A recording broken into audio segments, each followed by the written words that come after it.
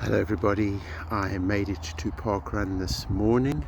You can see the parkrun people getting ready and you can see a bit of the course, and here I am just further to the assembly that we did this week.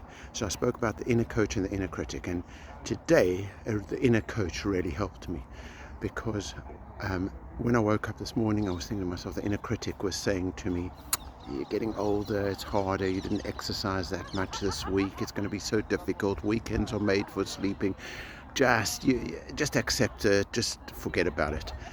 But my inner coach was telling me, listen, well done, you woke up nice and early on a weekend, well in time, you can do this, just do it in a few steps, just get to the park run, which I've now accomplished, finish, which I'm setting out to do, and do your best on it, and whatever happens, that will be an achievement.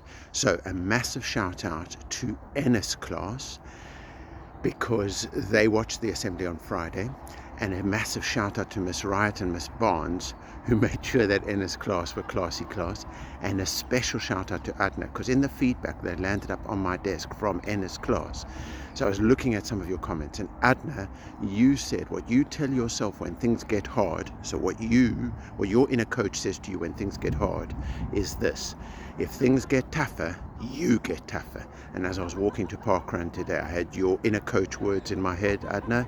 If things get tougher, Mr. Kerbal, you get tougher, and I made it to parkrun. So I'll let you know afterwards how I'm feeling. Maybe I can even let you know what my time is. So everybody, listen to your inner coach. Thank you to Zones of Regulation for helping us to learn about the inner coach.